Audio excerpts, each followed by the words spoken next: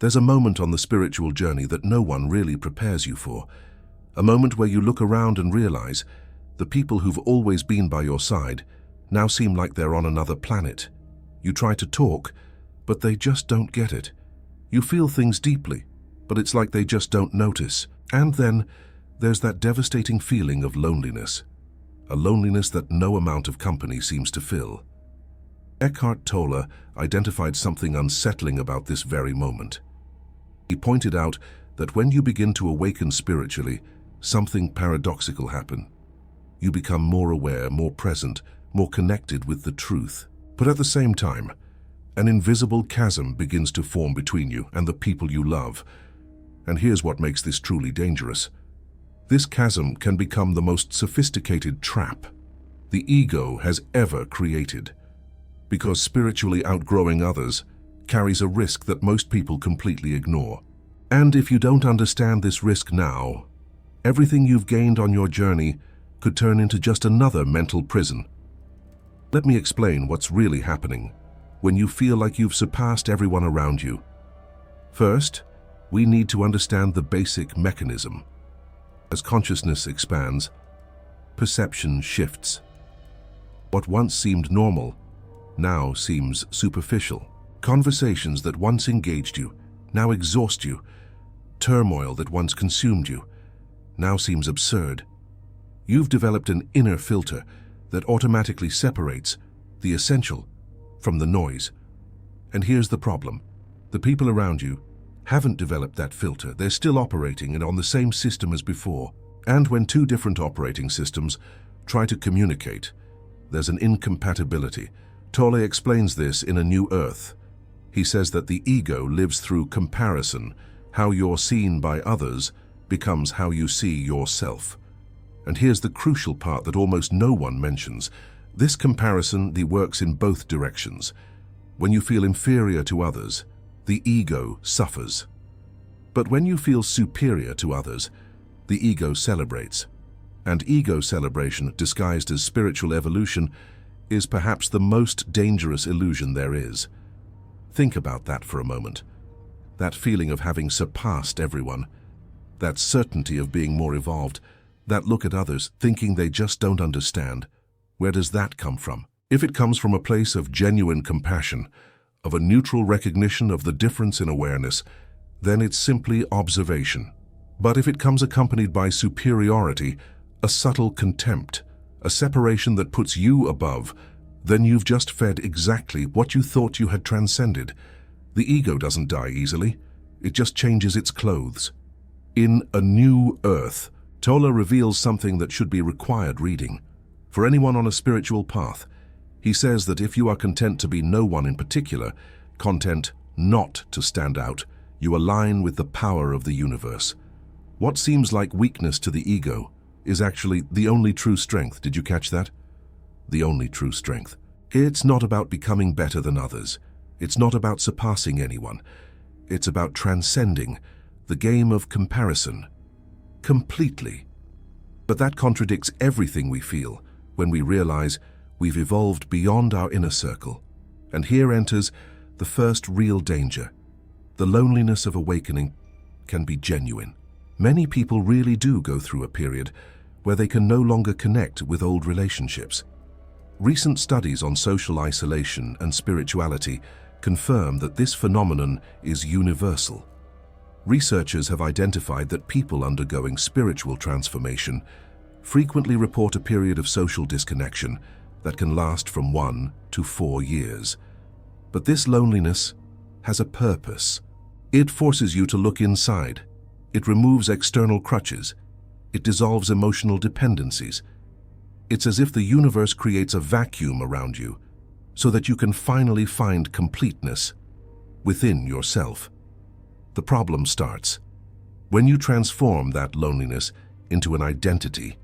When you go from "I'm going through a period of loneliness" to "I'm too different to connect with regular folks." Do you see the difference? One is a temporary state. The other is a new ego identity. And ego identities always need to be fed. Tolle warns that the ego tries to eliminate its fear of being nothing by collecting and identifying with material elements, thoughts, and emotions. And then it compares these elements with those of others, judging them as better or worse. If it judges the elements of others as worse, that allows the ego to feel superior. This is the perfect trap. You've left behind material comparison. You no longer care who has the better car or the bigger house.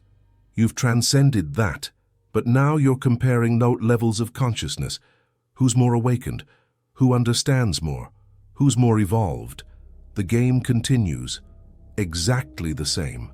Only the prize has changed. But wait, it gets even deeper.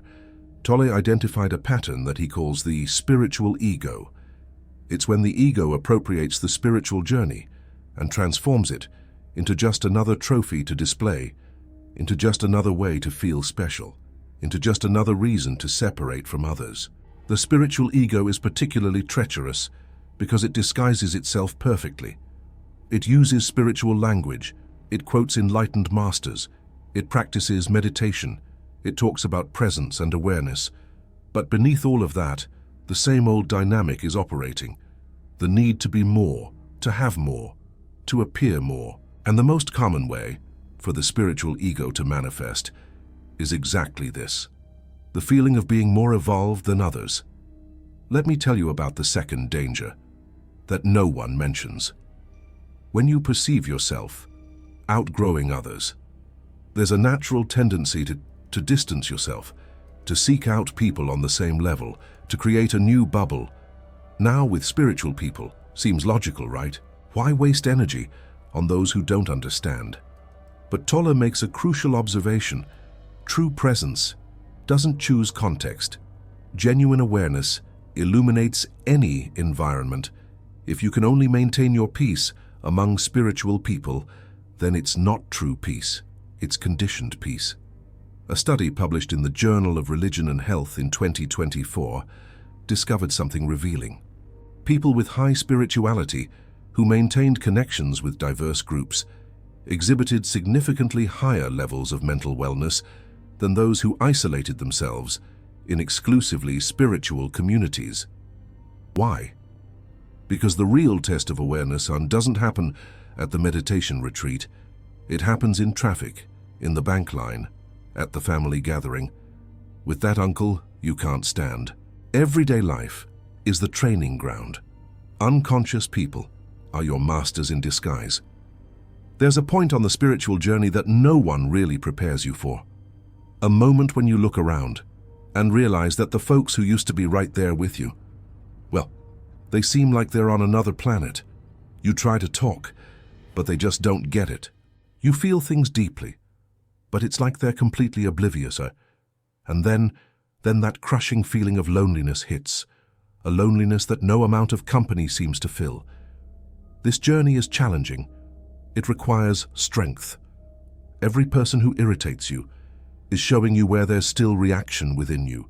Every situation that bothers you is revealing where your peace is still fragile.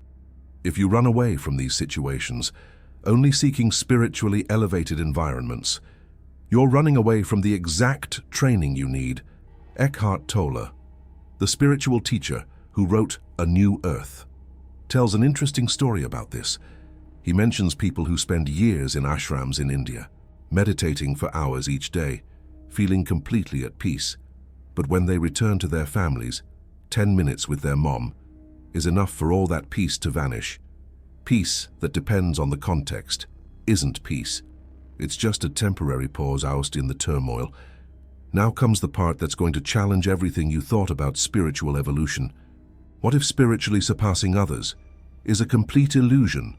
Tolle teaches that there is only one consciousness, one presence. What you call I and what you call other are manifestations of the same source. Separation is a creation of the mind. Spiritual hierarchy is an invention of the spiritual ego. When you look at someone and think that person is less evolved, you are creating separation. And separation is the exact definition of unconsciousness. So, the moment you judge yourself more conscious than someone, you're demonstrating unconsciousness. It's a devastating paradox. The more you believe you have surpassed others, the more you are trapped. The more certain you are of your evolution, the further away you are from it. True evolution doesn't recognize itself as such. A genuinely awakened person doesn't look at others thinking they're less evolved. They look and see the same consciousness in different stages of forgetfulness, sees themselves in each person, recognizes that the other is just a mirror showing different possibilities of the same essence. There is no surpassing because there is no race. This brings me to the third danger that I need to show you. When you perceive yourself outgrowing your social circle, especially close people like family and old friends, a temptation arises, almost irresistible, the temptation to teach, to show the way, to help others see what you see. Sounds noble, doesn't it? After all, if you've discovered something that alleviates suffering, why not share it? But Tolle is very clear about this. You can't awaken another person. You can't make someone see what they aren't ready to see. You can't accelerate anyone's journey. And more importantly, the need to teach often comes from the same place as the need to be superior. It's the spiritual ego, disguising itself as compassion. Observe. When you feel like teaching someone about spirituality, what's behind it? Is it genuinely wanting to help? Or is it wanting to prove that you know something the other person doesn't? Is it wanting to alleviate the other person's suffering? Or is it wanting the other person to recognize your evolution? Honesty here is crucial. Tolle suggests a completely different approach. Instead of teaching, be. Instead of explaining, demonstrate. Instead of talking about presence, be presence. When you're truly present with someone, without an agenda, without needing to change anything, something happens in the field between you. The other person starts to relax, the defenses come down, and if they're ready, they may catch a glimpse of what you represent, not by what you said, but by what you are. That's the only real teaching. Everything else is the spiritual ego, dressed up as spirituality. Remember when I mentioned earlier about that devastating feeling of awakening loneliness? Now you can understand where it really comes from. It doesn't come from you being more evolved. It comes from the spiritual ego, trying to stay relevant through a new narrative. The old narrative was, I need to be successful, rich, admired. The new narrative is, I need to be evolved, conscious, awakened. But both are narratives. Both are stories that the spiritual ego tells to exist. The true loneliness of awakening doesn't carry superiority. It carries compassion. You don't feel above people. You feel a gentle sadness for recognizing the unnecessary suffering they carry. You don't want to pull away. You wish you could show them. But you understand that everyone has their own timing. That's the difference between spiritual ego loneliness and awareness loneliness. Spiritual ego loneliness says, I'm too different for these people. Awareness loneliness says, I wish I could help, but I respect everyone's path. One separates you and the other connects you in a deeper way. Now let me show you something that will completely change how you see the people around you. Tolle talks about what he calls the pain body. It's the accumulation of unprocessed emotional suffering that each person carries. And this pain body isn't personal. It's collective. It's part of the human condition. When you look at someone who seems unconscious, who seems trapped in destructive patterns, who seems to understand nothing about spirituality, you're looking at someone carrying an enormous pain body, an accumulation of generations of suffering, of unhealed traumas. Of pain passed down from parents to children for centuries. How can you feel superior to that? That person didn't choose to be born into that family, didn't choose to carry that pain, didn't choose the conditionings that keep them trapped. They're doing the best they can with what they have. And here's the truth. That dissolves any spiritual superiority. You are also doing the best you can with what you have. The only difference is, guy, that something happened in your life that created an opening, a moment of intense suffering, a crisis that broke the pattern, an encounter with a teaching that resonated. You didn't choose to awaken. Awakening chose you. So how can you be proud of something you didn't do? How can you feel superior for something that happened to you and not something you achieved? Tolle had his awakening on a night of suicidal despair. He didn't plan it, didn't work for it. It happened. And from that moment on, he simply followed what awareness showed. It's like that with everyone. Awakening isn't achievement. It's grace. And when you understand that deeply, spiritual superiority becomes impossible. Tolle offers a practice that completely dissolves this problem. He suggests that instead of looking at others and evaluating their level of consciousness, you simply be present. Don't try to change anyone. Don't try to teach anyone. Don't pull away from anyone. Just be so present that your presence becomes a silent invitation.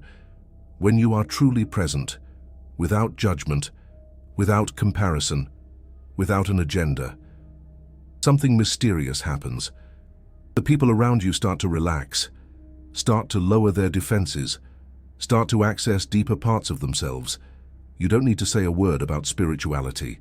You don't need to explain anything. Your presence does the work. It's like a lit candle in a dark room. It doesn't force the darkness away. It simply is light. And where there is light, darkness cannot exist. Be that candle. Don't try to illuminate others. Don't try to force clarity on those in the dark. Just be light. And whoever has eyes to see will see. And here is the ultimate test.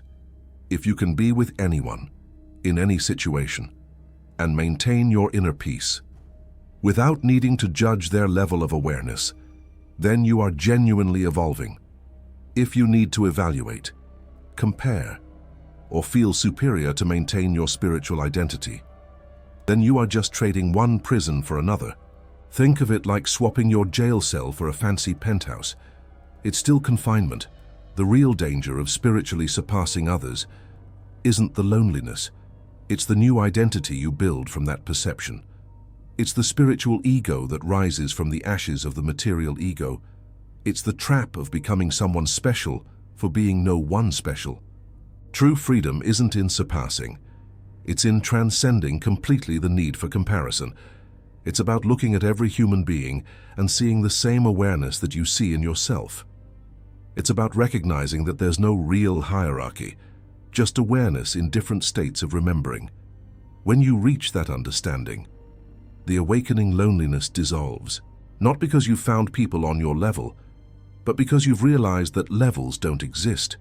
There is only consciousness, manifesting infinitely, playing with itself the game of forgetting and remembering.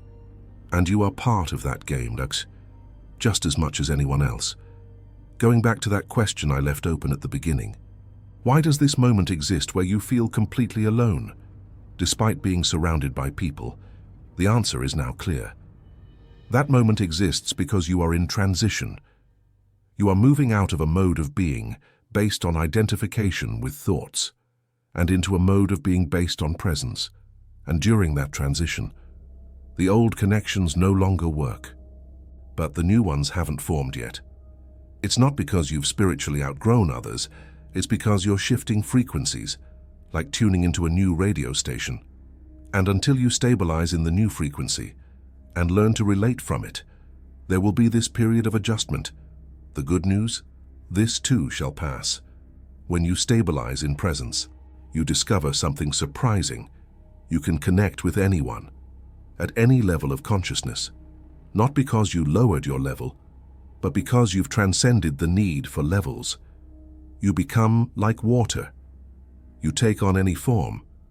You adapt to any container, but you always remain water. There's a fourth danger I need to mention before closing. When you realize you've spiritually surpassed others, There's a tendency to romanticize the loneliness, to transform isolation into a virtue, to believe that being alone means being evolved. But Tolle is clear. True presence doesn't seek isolation. It doesn't avoid people.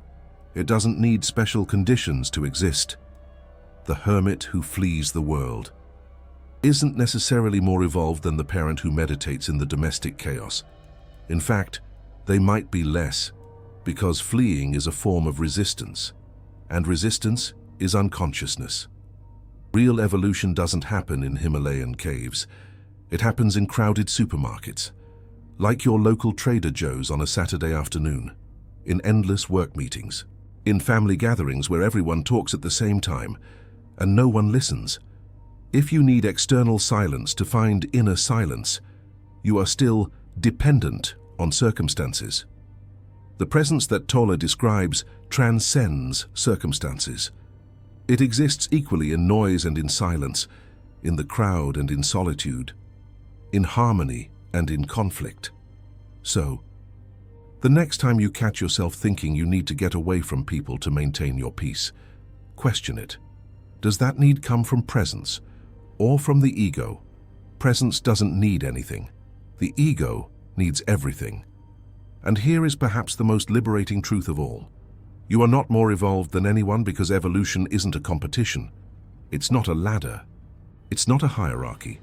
It's an awakening to what has always been true, to what has always been present, to what has never been absent. When you stop comparing yourself to others, something magical happens. You stop defining yourself. And when you stop defining yourself, you stop limiting yourself.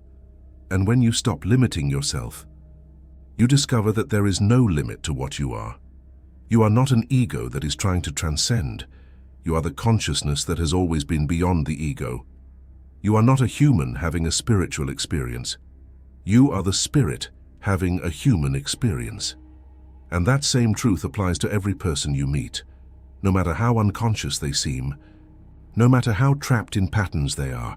Beneath all of that, there is the same pure consciousness that exists in you.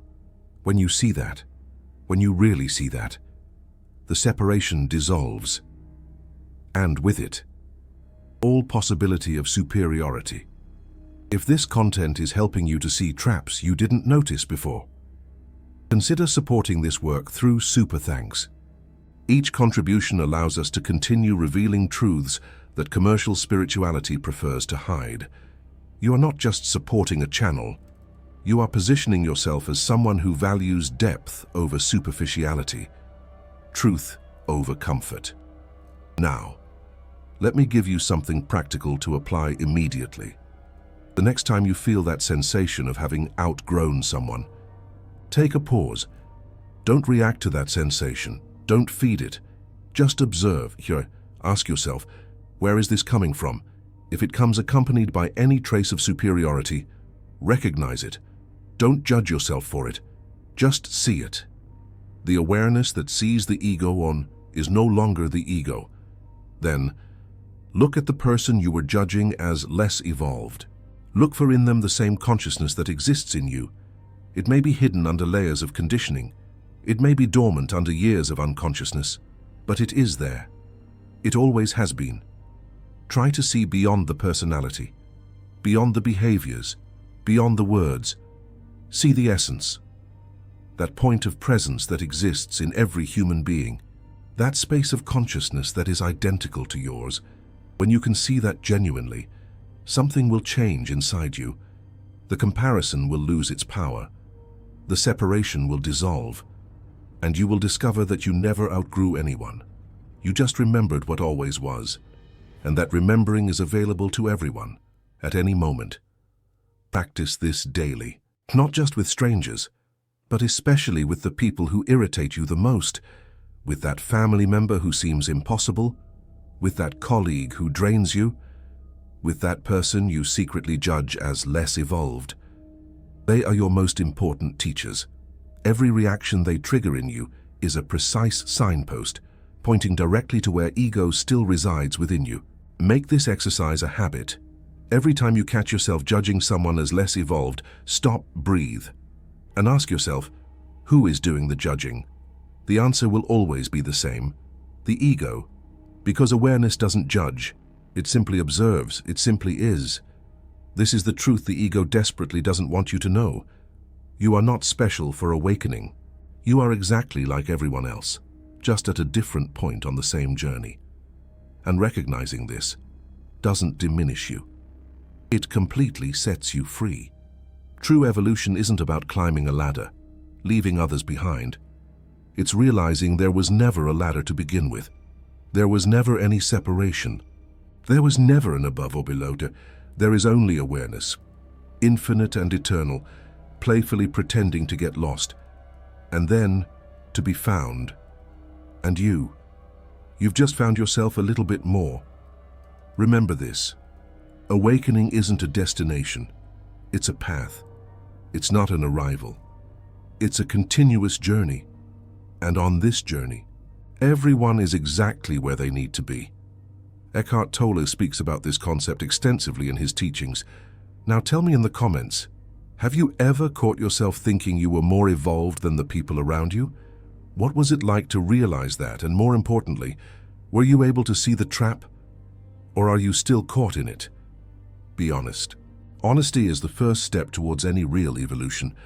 I'll be responding to comments for the next couple of hours.